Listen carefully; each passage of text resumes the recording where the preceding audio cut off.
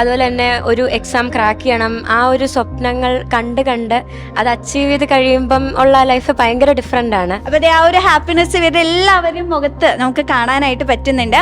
പിന്നെ പറഞ്ഞ പോലെ തന്നെ സീനിയേഴ്സ് എന്ന് പറയുന്നത് ഭയങ്കര സീനിയേഴ്സ് ആണ്. കഴിഞ്ഞ വർഷം വളരെ കഷ്ടപ്പെട്ട് പഠിച്ചാണ് ഇവിടെ എത്തിപ്പറ്റിയത്. ഓരോ പരീക്ഷയും കഴിയുമ്പോഴും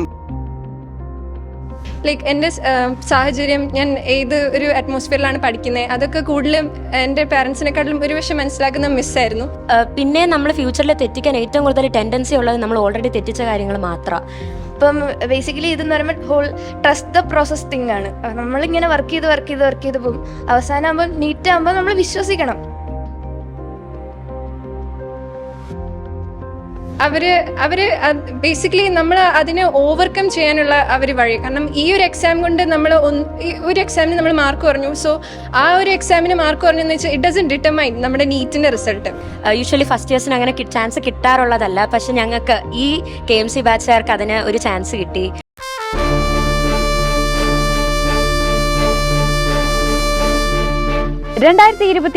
MBBS പ്രവേശനത്തിൽ കേരളം കണ്ടത് സമാനതകളില്ലാത്ത ഒരു മുന്നേറ്റമാണ്. ആകെ 175 സീറ്റുകളുള്ള കോട്ടയം മെഡിക്കൽ കോളേജിൽ 150ഓളം സീറ്റുകളും ബുള്ളൻ സ്റ്റഡി സെന്ററിലെ വിദ്യാർത്ഥികൾ കരസ്ഥമാക്കി.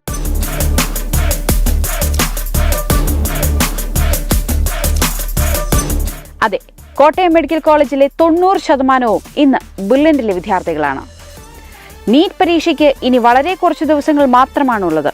ഇനിയുള്ള ദിവസങ്ങളിൽ നീറ്റ് പഠനത്തിന്റെ സമ്മർദ്ദങ്ങളെ എങ്ങനെ അതിജീവിക്കണം, എങ്ങനെ കൃത്യമായ പ്ലാനിങ്ങിലൂടെ ലക്ഷ്യത്തിലേക്ക് എത്താം, അസാധ്യമായത് ഒന്നുമില്ലെന്ന് തെളിയിച്ച കോട്ടയം മെഡിക്കൽ കോളേജിലെ ഈ ഫ്യൂച്ചർ ഡോക്ടേഴ്സിന് നിങ്ങളോട് പറയാൻ ഒരുപാട് കാര്യങ്ങളുണ്ട്. അവരുടെ വാക്കുകളിലേക്ക് നമുക്ക് കാതോർക്കാം. ഹലോ എവ്രിവൺ, ഇന്ന് നമ്മൾ നിൽക്കുന്നത് കോട്ടയം മെഡിക്കൽ കോളേജ് ക്യാമ്പസിലാണ്. നീറ്റ് എക്സാം ക്രാക്ക് ചെയ്ത് ഡോക്ടർ എന്ന സ്വപ്നം നേടിയെടുത്ത ഒരു കൂട്ടം കുട്ടി ഡോക്ടർമാരാണ് ഇന്ന് ഞങ്ങളുടെ കൂടെ ഉള്ളത്. സോ നമുക്ക് ഇവരെയൊക്കെ ഒന്ന് പെട്ടെന്ന് പരിചയപ്പെടാം. ഹലോ, ഞാൻ ഗോപിക, ട്രിവാൻഡ്രത്ത് നിന്നാണ് വരുന്നത്. റെസിഡൻഷ്യൽ ബാച്ചിലായിരുന്നു. സെന്റ് തോമസ് റെസിഡൻഷ്യൽ സ്കൂളിലെ റെസിഡൻഷ്യൽ ബാച്ചിലാണ് പഠിച്ചത്. എൻ്റെ പേര് ആൻ മേരി, ഞാൻ കോട്ടയത്തു നിന്നാണ്. ഞാൻ പഠിച്ചത് KE മാന്നാനം സ്കൂളിലാണ്, റെസിഡൻഷ്യൽ ബാച്ച്. എൻ്റെ പേര് ദേവി നിരഞ്ജന, ഞാൻ ഏറ്റുമാനൂരിൽ വരുന്നു. ഞാൻ KE മാന്നാനത്തെ റെസിഡൻഷ്യൽ ബാച്ചിലായിരുന്നു. എൻ്റെ പേര് സിദ്ധാർത്ഥ്, ഞാൻ കോഴിക്കോട് നിന്ന് വരുന്നു. ഞാൻ കോഴിക്കോട് താമരശ്ശേരി അൽഫോൻസ സ്കൂളിലെ റെസിഡൻഷ്യൽ ബാച്ചിലായിരുന്നു. എൻ്റെ പേര് നന്ദന മുരളി, ഞാൻ ചങ്ങനാശ്ശേരിയിൽ നിന്ന് വരുന്നു. ഞാൻ പ്ലാസിഡ് വിദ്യാവിഹാറിലെ റെസിഡൻഷ്യൽ ബാച്ചിലായിരുന്നു. എൻ്റെ പേര് മൈക്കിൾ, ഞാൻ വരുന്നത് കോട്ടയത്തിൽ നിന്ന് തന്നെയാണ്. ഞാൻ പഠിച്ചത് കട്ടച്ചിറയിലെ മേരിമോൺ പബ്ലിക് സ്കൂളാണ്. ഇവിടെയുള്ള എല്ലാവരെ പോലെ തന്നെ ഞാനും റെസിഡൻഷ്യൽ ബാച്ചിൽ പഠിച്ചതാണ്. പല സ്ഥലങ്ങളിൽ നിന്നാണെങ്കിൽ പോലും എല്ലാവരും റെസിഡൻഷ്യലുകാരാണ്. അപ്പോൾ മക്കളെ, എങ്ങനെയുണ്ട് നിങ്ങളുടെ ഇവിടുത്തെ ഒരു ലൈഫ്, നിങ്ങളുടെ എക്സ്പീരിയൻസ്? ബ്രില്യൻറ്റിൽ നിന്നും ഇവിടെ വരുമ്പം ഡിഫറൻസ് എന്തെങ്കിലും നിങ്ങൾക്ക് ഫീൽ ചെയ്യുന്നുണ്ടോ? തീർച്ചയായും ഡിഫറൻസ് എന്തായാലും ഉണ്ട്. അവിടുത്തെ എപ്പോഴും പഠിക്കുന്നു, അതുപോലെ തന്നെ ഒരു എക്സാം ക്രാക്ക് ചെയ്യണം, ആ ഒരു സ്വപ്നങ്ങൾ കണ്ട് അത് അച്ചീവ് ചെയ്ത് കഴിയുമ്പം ഉള്ള ലൈഫ് ഭയങ്കര ഡിഫറെൻ്റ് ആണ്.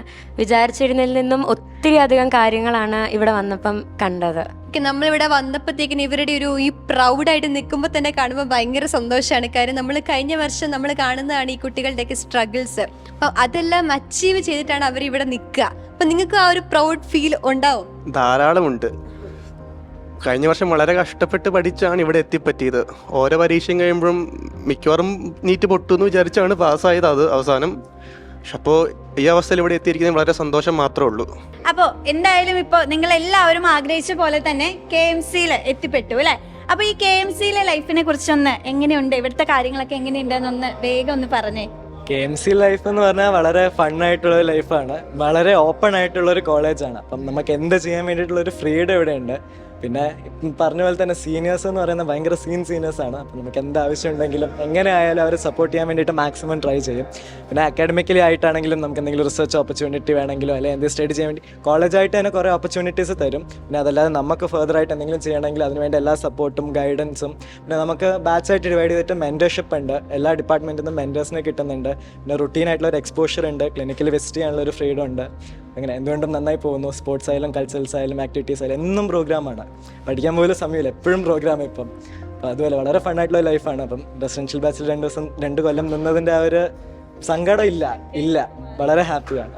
അപ്പോൾ ആ ഒരു ഹാപ്പിനെസ് ഇവരുടെ എല്ലാവരും മുഖത്ത് നമുക്ക് കാണാനായിട്ട് പറ്റുന്നുണ്ട്. അപ്പോൾ ഇവിടെ ഏറ്റവും ഇഷ്ടപ്പെട്ട കാര്യം എന്താ? ഇപ്പോൾ ഇവിടെ വന്നിട്ട് ഏകദേശം ഒരു 5 മാസമൊക്കെ ആയല്ലേ, 5-6 മാസം ആയിട്ടുണ്ടാവും. അപ്പോൾ ഇവിടെ ഭയങ്കര ഇഷ്ടപ്പെട്ട ഒരു കാര്യം എന്താ?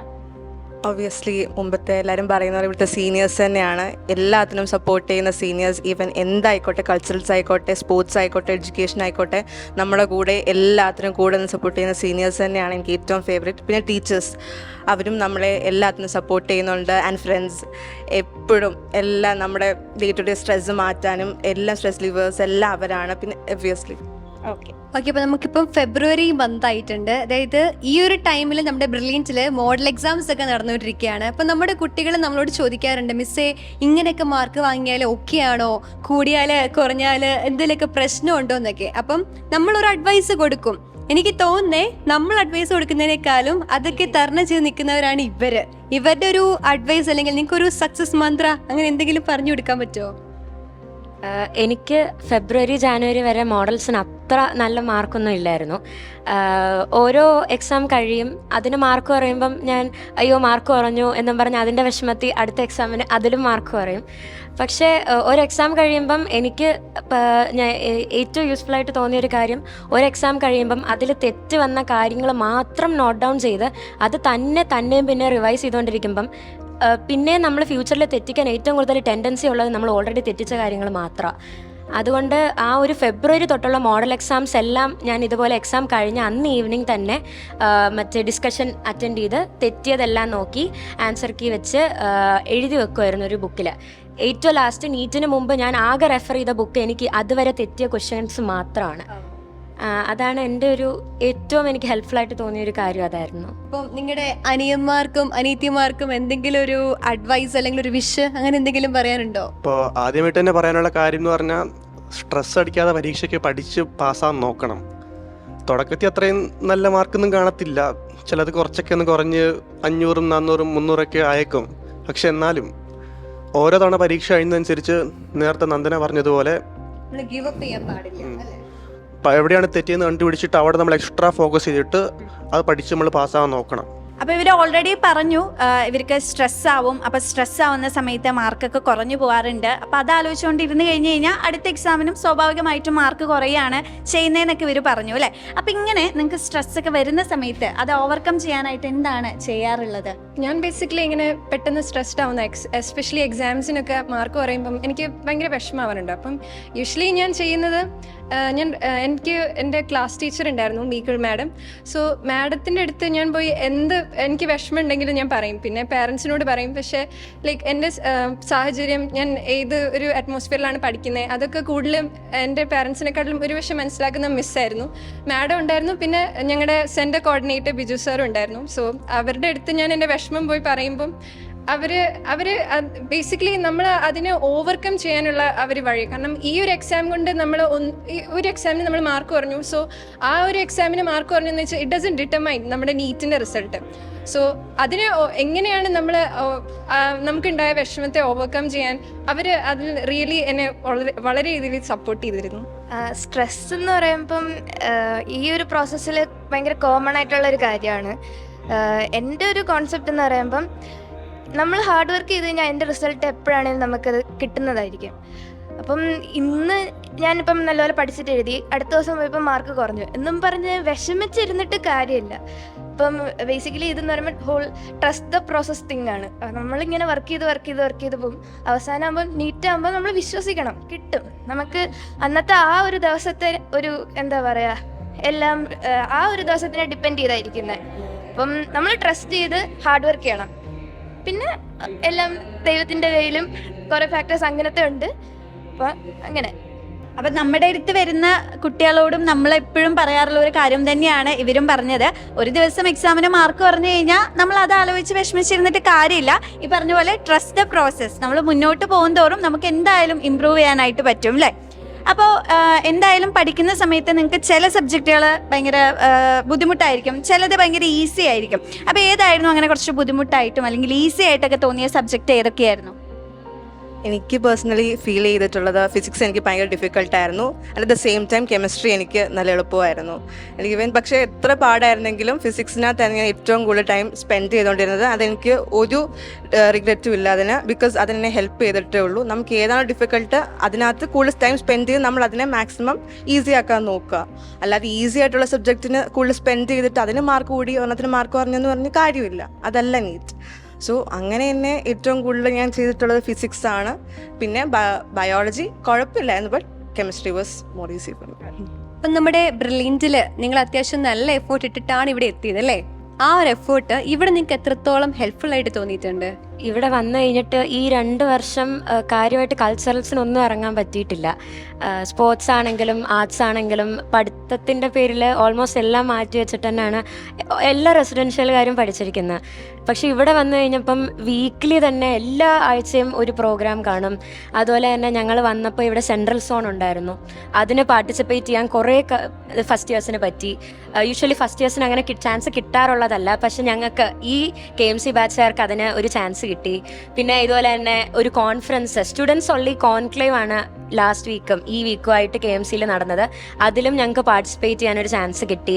അതുപോലെ തന്നെ ആർട്സ് ആണെങ്കിലും സ്പോർട്സ് ആണെങ്കിലും ഇൻട്രാ ബാച്ച് ഇൻ്റർ സോൺ എല്ലാത്തിനും ഫസ്റ്റ് ഇയേഴ്സിനും ഒക്കെ പോകാനുള്ളൊരു ചാൻസ് കിട്ടി. അപ്പം ആ 2 ഇയേഴ്സിൻ്റെ കഷ്ടപ്പാട് ഡെഫിനറ്റ്ലി വേർത്ത് ഇറ്റ് ആയിരുന്നെന്നേ ഞാൻ പറയുള്ളൂ. അപ്പം അവർ ആക്ച്വലി ഒരു റിലാക്സേഷൻ മൂഡിലേക്ക് ഓൾമോസ്റ്റ് എത്തിയിട്ടുണ്ട്. അപ്പം ഒരു വൈൻഡ് അപ്പ് പോലെ ഒരു ഫൈനൽ വിഷായിട്ട് നമ്മുടെ മക്കളോട് എന്തൊക്കെയാണ് പറയാനുള്ളത്? ഫൈനൽ വിഷായിട്ട് എന്ന് വെച്ചാൽ ഇപ്പം റിപ്പീറ്റേഴ്സിനേക്കാളും റെസിഡൻഷ്യൽ ബാച്ചുകാർക്കായിരിക്കും ഇത് കുറച്ചുകൂടി അപ്ലിക്കബിൾ ആയിട്ടിരിക്കുക. എന്നാലും ഇപ്പം എന്തൊക്കെ ഹാർഡ്ഷിപ്പിലൂടെയാണ് പോകുന്നത് എന്ന് വെച്ചാൽ സിറ്റുവേഷൻസ് നമുക്കറിയാം. ഒരു ബോർഡ് എക്സാം വരും, ഇപ്പം പിന്നെ അത് കഴിഞ്ഞിട്ട് നീറ്റിൻ്റെ സ്ട്രെസ്സ്, പിന്നെ ഹോസ്റ്റലിൽ നിൽക്കുന്ന ഒരു പ്രശ്നം, എല്ലാം കൂടി ഭയങ്കര ഒരു ബുദ്ധിമുട്ടുള്ള ഫേസ് ആയിരിക്കും. പക്ഷെ എന്നാൽ ഈ ഒരു ഇനിയുള്ള ഒരു ജസ്റ്റ് മെയിലാണുള്ള എക്സാം, ജസ്റ്റ് ഫ്യൂ മന്ത്സ് നമ്മളൊന്ന് നന്നായിട്ട് കഷ്ടപ്പെട്ട് മെനക്കെട്ട് കഴിഞ്ഞാൽ സുഖമായിട്ട് അടുത്തൊരു 5.5 years പോകും. അതിന് വേണ്ടിയിട്ട് മാക്സിമം എല്ലാവരും ട്രൈ ചെയ്യുക. All the best. Brilliant Study Center, India's #1 coaching center for NEET and JEE.